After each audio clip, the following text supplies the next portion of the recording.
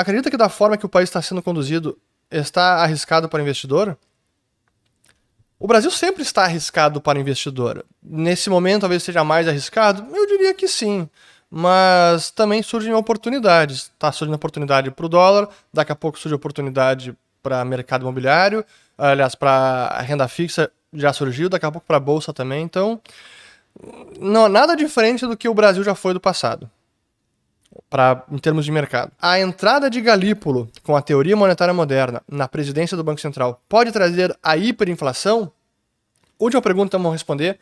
Não, eu não acho que a entrada deles vai trazer a hiperinflação. Para gerar uma hiperinflação, é preciso uma sucessão de erros e de políticas econômicas equivocadas por meses, anos a fio, na verdade, não apenas meses, e que elas sejam perpetuadas e vão sendo cada vez mais agravadas. Olha o próprio caso da Argentina, que vem num processo de deterioração econômica e social já há décadas, mas a inflação está batendo recorde agora em 2 dígitos anuais, a 110%, foi a de abril.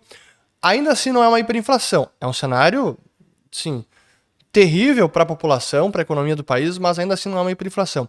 Hiperinflação é algo catastrófico, difícil de gerar na prática, e hoje em dia, com todos os mecanismos que foram instituídos na economia brasileira pós-Plano Real, gerar uma hiperinflação não é tão simples assim. Precisa muita coisa equivocada, precisa acabar com a autonomia do Banco Central, precisa acabar com o artigo que veda a monetização de dívida diretamente do Banco Central com o Tesouro, ou seja, aquilo que impede o Banco Central de financiar o Tesouro. É preciso mudar muita coisa, revogar muitas leis para que a gente consiga ir até chegar no momento de hiperinflação. Isso não quer dizer que não seria ruim ter Gabriel Galípolo e teoria monetária moderna no nosso Banco Central. Acho incondizente querer sustentar livre mercado no setor de petróleo sem mencionar a OPEP.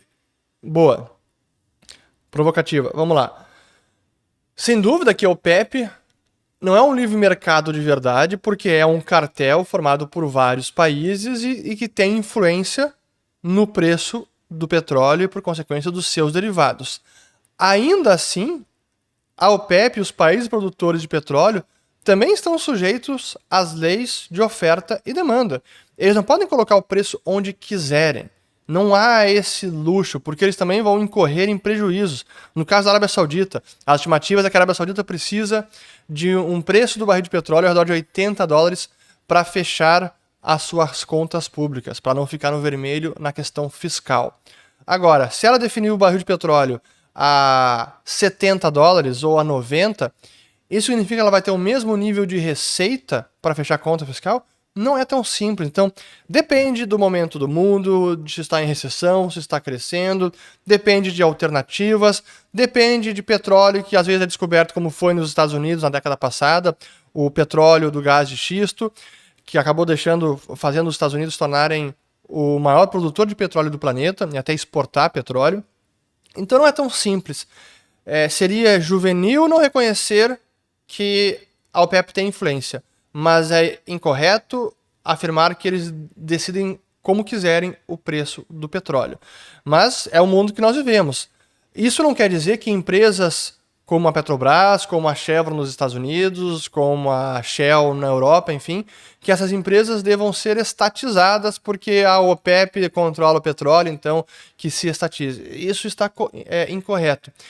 E mais, no caso desses países produtores de petróleo, é um pouco diferente porque são países quase do tipo propriedade privada dos seus reis. Então a empresa é propriedade privada da família saudita, os Al Sauds, é propriedade privada da família dos Emirados Árabes, do Kuwait e assim por diante. Então, não é a mesma coisa que uma empresa estatal numa democracia liberal. Então, até os incentivos, no caso de uma estatal saudita, são menos nocivos do que os incentivos de uma Petrobras numa democracia representativa como a nossa. Isso não quer dizer que acho que seja o modelo ideal. Não. Mas em termos de incentivos, para não destruir a empresa, o incentivo é menos pior na Arábia Saudita do que é aqui no Brasil com Petrobras, ou lá no Brasil com Petrobras.